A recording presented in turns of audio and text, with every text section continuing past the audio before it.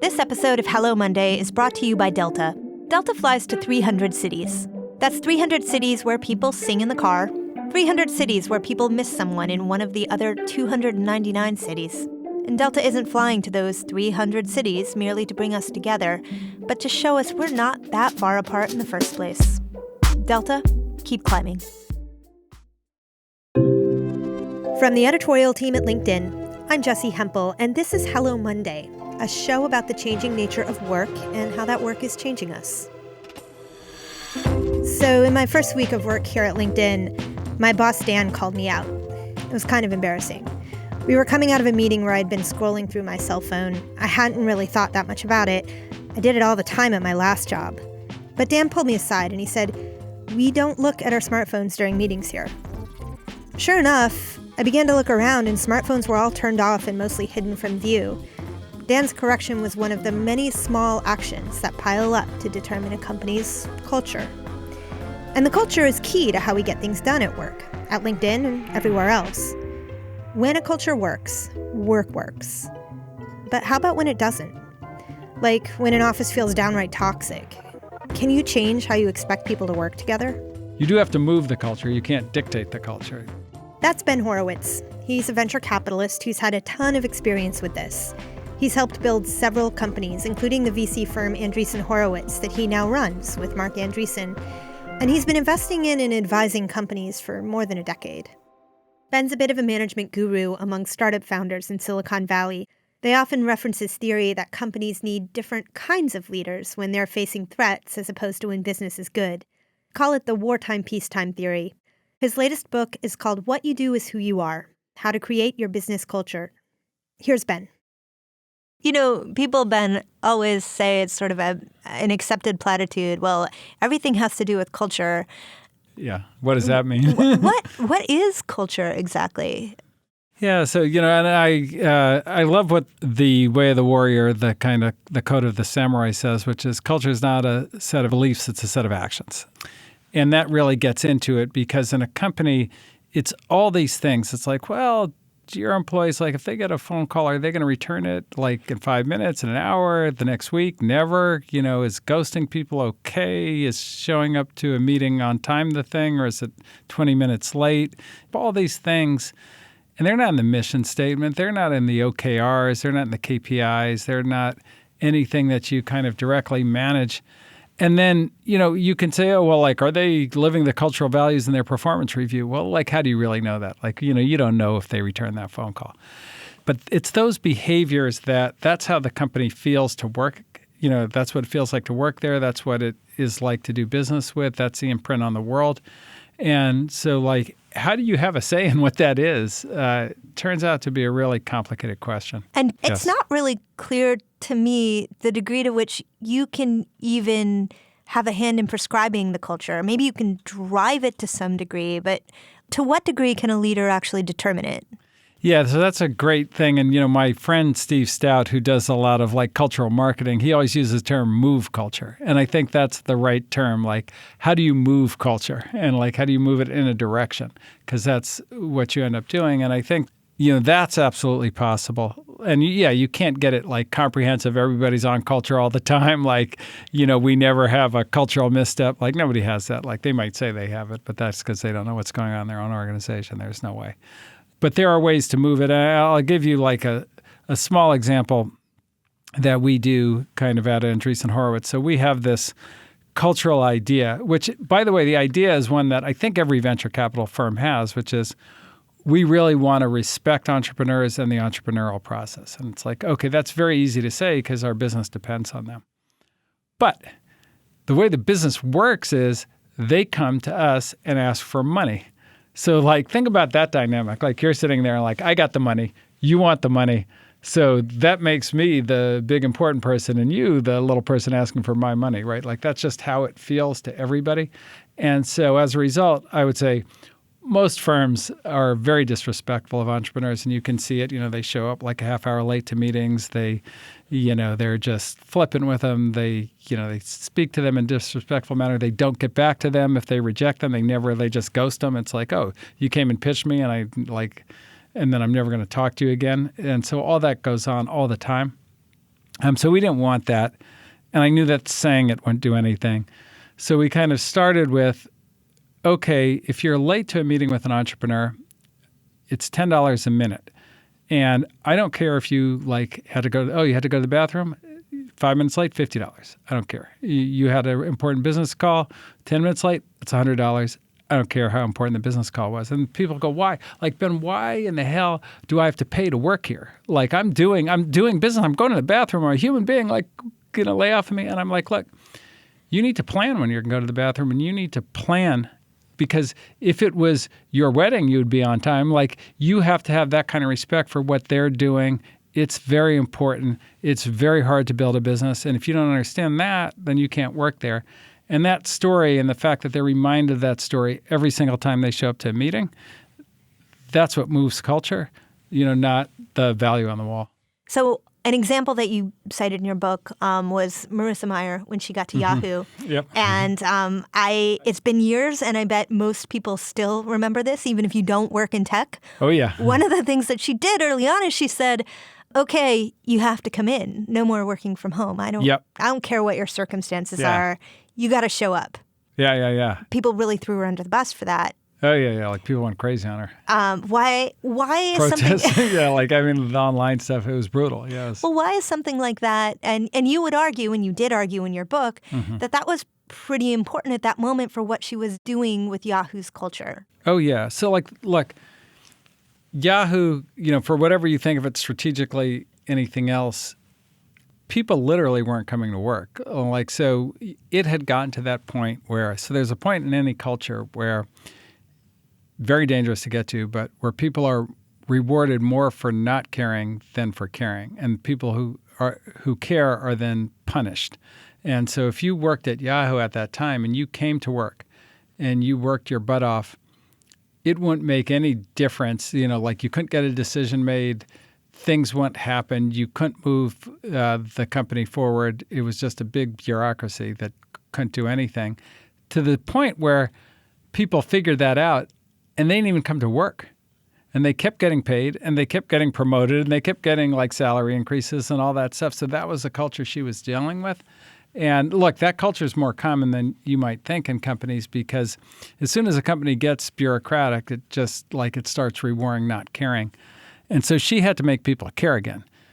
And and she knew she was right because she looked at the VPN logins, and the people who said they were working from home weren't actually working from home. They weren't connecting. They didn't even have access to, whatever the source code or anything. So there's no way they were doing any work. So she was like, okay, we're going to change the culture right now. Everybody comes to work. You don't come to work, you're fired. And people are like, oh, that's it. And maybe in the context of the world, not allowing work from home, might have been too cruel and harsh. But at Yahoo, it was exactly the right cultural move. And, by most accounts, if you talk to people who worked at Yahoo, she did move the culture in the right direction on that. Now, ultimately it didn't work out, and there's a lot more that goes into company success than just culture, but, I give her full credit for that. For sure. So you bring up something that we all know to be true, which is that a lot of corporate cultures, they can introduce a heck of a lot of drag, bureaucracy, and culture can kind of flatline. I understand that maybe there's something you can do about it in a leadership position. What if you work at a place like that? I would say this. This is the one thing that as a leader, a lot of times leaders will know things. There will be problems in the company. They'll deprioritize them. They will need fixing, but it won't be the most important thing to fix. And so it'll go. And so, sometimes as an employee, pointing out something that the leader already knows isn't that productive. But on cultural issues, it's been my observation that the leader rarely knows that the culture has gone adrift because they're not living in it in the same way that an employee is. So I think that raising the issue but being very specific about it is important. So a lot of times people are our culture is messed up, or our culture is lazy, or our culture is toxic. But that doesn't get to the thing. You have to actually get to, okay, why are you saying that? And if you do that and the leader is good enough, and hopefully they've got the skills, and these cultural skills are hard, then you can at least make a contribution on getting it back to where it needs to go. I do think that everybody's behavior The other thing is, particularly if the company is small, the culture of even the kind of individual contributor, leader, employees tends to, it tends to be very infectious. And it's why you love people who come in, who you can hire, who are just generally like positive and energetic, because that's infectious. And people who are negative all the time, they're infectious. And so, the more you can bring your kind of best actions and cultural self to work, that's super helpful always. So you talk about honesty in your book, Mm-hmm. and that's tricky because you want to be an honest person, but sometimes people don't want to hear the whole truth. Right. Yeah. No, I think that it's more likability, I think is what kind of comes into people's mind. And oftentimes, if you want somebody to like you, you tell them what they want to hear. And what they want to hear may not be the truth, and often isn't the truth. And particularly if you're the leader of an organization, it's very frequent that like people don't want to hear the truth or what they really need to know and so forth. And so it's work. It's why so many people don't give feedback, because they struggle with being honest. They don't want to be honest because they don't want that person to go, wow, I don't like you. I don't like the fact that you even told me that about myself. And it takes great skill to do it and so forth. So, I wanted people to at least acknowledge like how hard it was to be honest, because people go, oh yeah, like we're high integrity, we're honest, we're this, we're that. It's like those things are really hard, and nobody actually is 100%. Like they never are. So like let's deal with it as a hard problem and see how we can kind of build up those skills of telling the truth. Right. So in your book, you looked at cultures that have been built over long periods of time. And I was wondering how you can really make the comparison when today's tech companies are often young, like still new. Like Facebook, it's 15 years old? Right. Yep. No, absolutely. Right. Well, but Facebook has the advantage that it has a hierarchy, like a strict hierarchy. So you have a lot of things you can do in a company that are much harder to do in a society or a country. Even though, kind of getting back to the earlier point, like you do have to move the culture. You can't dictate the culture. That's a real issue and challenge. But as supreme leader, you are much, much more powerful in the culture than any given samurai might have been, or that kind of thing. So I think a lot of these things are very, very possible in the business context. And, and people have done them to great effect. In your earlier book, you wrote about the wartime and the peacetime CEO. Yeah.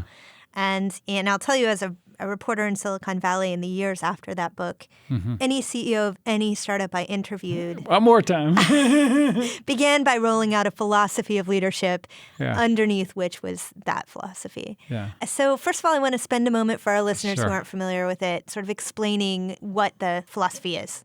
So if you look at any of the business literature, certainly up to that time, you had kind of a set of rules that everybody agreed on, like, you delegate and empower, you don't publicly berate somebody, and on and on and on. And like that was kind of the academic idea of how you ran anything. But then you had like the top leaders in the technology business who I paid a lot of attention to, like Andy Grove and Steve Jobs and so forth. And I was like, all the stories about them, or many of them, were about like publicly humiliating people and these kinds of things, and then getting way into the details, like crazy into the details. And you go, well, how do you reconcile those two things? And, the more time I spent on it, I realized there's this kind of notion of like there's a peacetime company. And I think like Google under Eric Schmidt was like a really classical peacetime company in a sense, in that they had this like invincible money printing machine called search. And so they really wanted to empower everybody, and like almost like I think they used like a university as a metaphor, to come up with ideas, to be innovative and so forth. And so it was kind of a peacetime kind of culture, as opposed to Steve Jobs, who always felt he was under siege. And he's like, has that wartime thing. And the big difference is like, okay, how do you make a decision? And a decision in wartime is like the whole thing is it's got to be right and fast. And so that means the leader is often going to have to drop down. They're going to not be able to tolerate too much, yik-yak about it and these kinds of things. And we're just going to go and move. And the person who knows the most is going to make that decision. And we're going to keep it moving. As opposed to in peacetime when it is about more like developing your people, developing kind of innovation from all over the company, let 1,000 flowers bloom, all that kind of thing. And so that was just my attempt to kind of lay out that difference. So against that backdrop, I want to talk about how culture shifts in each situation and how you should attend to culture in each situation. I mean, is wartime an invitation to forget culture? No, I don't think it's just a different kind of decision-making framework. A lot of the cultural things might remain, but it is a different mode. And it's not forget culture. It shifts to a different kind of culture, which is, what I'd refer to as like a more military culture, more command and control, more, more about how do we get to the right spot. But a lot of the little things in the culture stay the same, like do we care about frugality? Do we care about timeliness? Do we care about, what art is, how do we view quality versus features? All these kinds of elements end up still being relevant, whether you're peacetime or wartime. But it's a pretty, it's a difficult transition, I would say, for other leaders to make. So it was very interesting to me when you went from kind of Eric Schmidt to Larry Page, and Larry was very focused on a very specific wartime thing, which was Facebook. And this is Google for our Google. listeners. Yes, Google. And he did get a very powerful result out of that, which is he got a unified profile for Google users, which is still a massive asset for Google today. But if you looked at the executive staff that Eric had, other than David Drummond, they all were gone pretty fast. And it was a complete new executive team. And I think some of that is if you're used to working in peacetime, and then all of a sudden you're in war, a lot of your motion just doesn't, the whole place doesn't feel the same. All right, we're taking a quick pause here. Coming up after the break, Ben gets into toxic cultures. This episode of Hello Monday is brought to you by Delta. Delta flies to 300 cities around the world. That's 300 cities where everyone does the same things you do.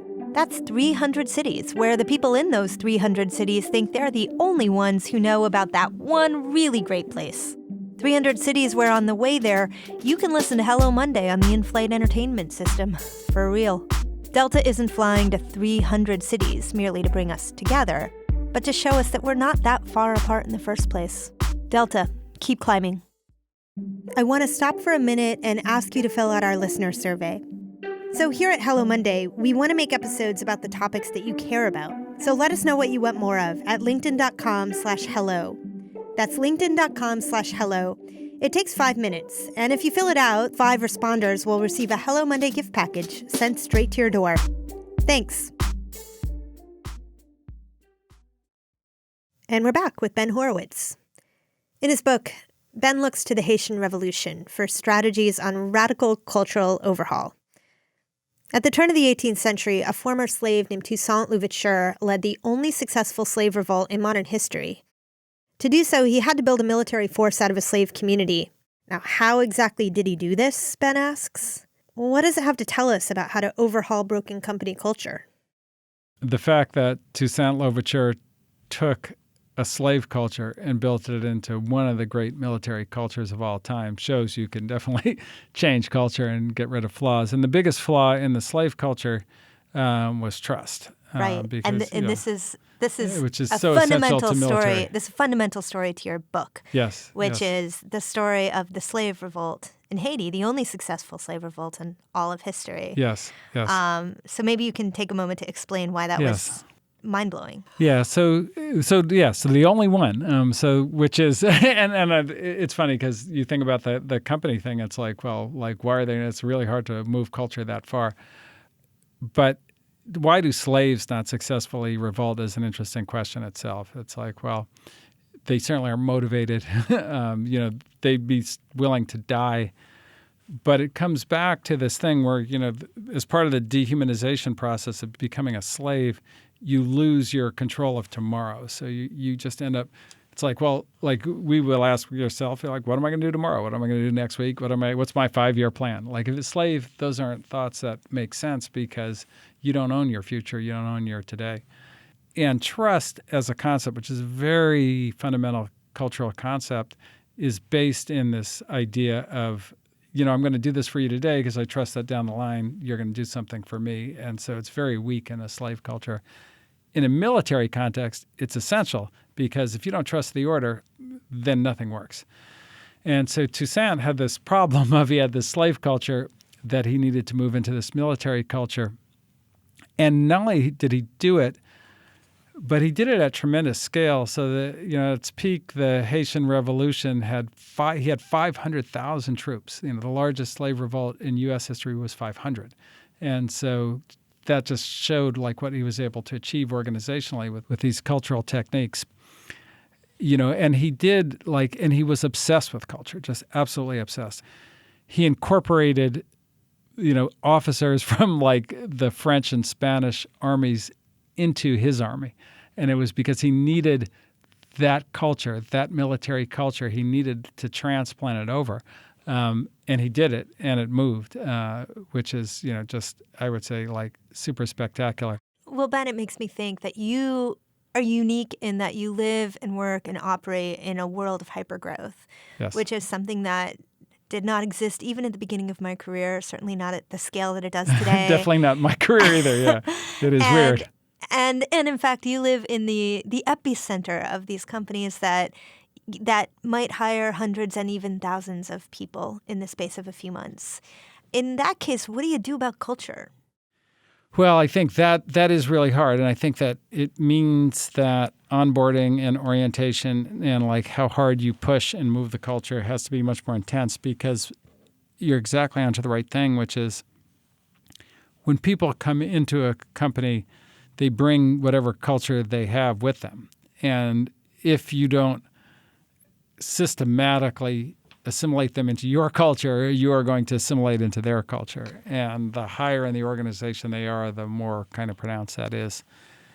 I think, this is why I'll tell you, when I work with CEOs, I say, like, stop talking to me about your hiring pipeline and like how many resumes you have and like how many interviews. I don't care. I want to know about your onboarding and integration pipeline. Like, what does that look like? How do people get trained when they get the job?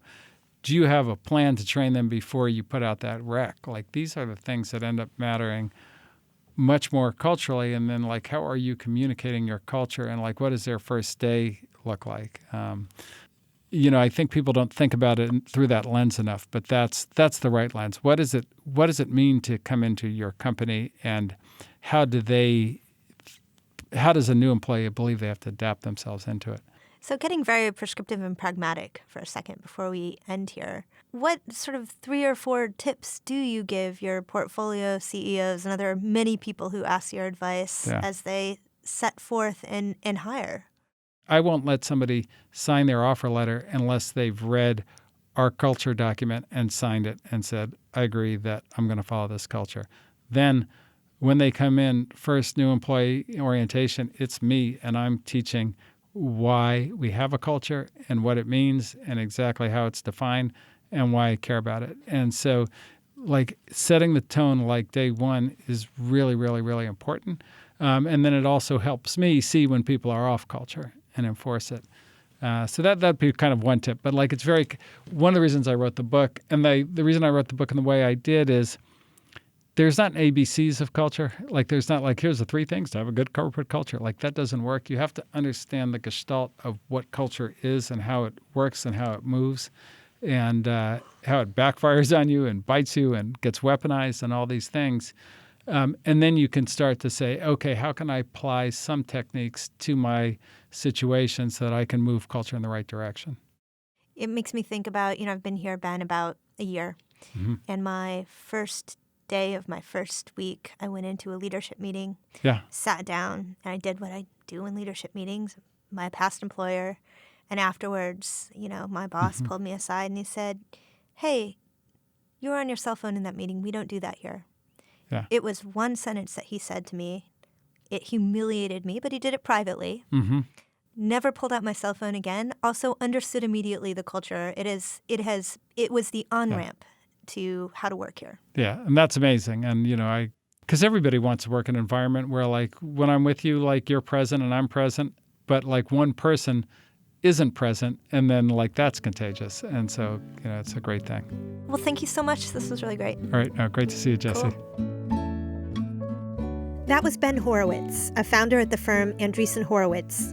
And I keep thinking about the distinction he drew between being honest and being liked. How we say we want to be honest, but maybe what we want even more is to be liked. What do you think? Drop us a line at hellomonday@linkedin.com or post on LinkedIn using the hashtag HelloMonday. If you enjoyed listening, subscribe and rate us on Apple Podcasts. It helps new listeners find the show. Hello Monday is a production of LinkedIn. The show was produced by Laura Sim. Joe DeGiorgi mixed our show. Florencia Iriondo is head of original audio and video. Dave Pond is our technical director. Maya Mangini and Victoria Taylor wrap everything up in a neat bow. Our music was composed just for us by the mysterious Breakmaster Cylinder. And you also heard music from Poddington Bear. Dan Roth is the editor-in-chief of LinkedIn. I'm Jessie Hempel. See you next Monday. Thanks for listening. So what's the next book? I don't know. I don't know if I have any more ideas. This was my kind of longest incubating How about a book idea. on hip-hop? I had a chapter in this book on hip-hop. I had so many good things in it, but I couldn't quite get it to work, in the book. And so I was like, I'm not going to do it wrong, so I just pulled it out. Not only would it be a great story, it's a great cultural story because, it's the poorest kids with nothing, and not even the support of the R&B guys. So nobody would play it on the radio. MTV wouldn't play any of the videos. Nothing. Just like Ralph McDaniel's story is so unbelievable how he decided to start Video Music Box, and then once you had Video Music Box, you had all the videos on, and he's running around. He's going into parties in the most dangerous neighborhoods in the world, in the party super hot, and he's sweating, and he's got his mic and his video guy, and he's like, I'm gonna give a shout out to, and that was the term shout out, and he just invented it in the thing.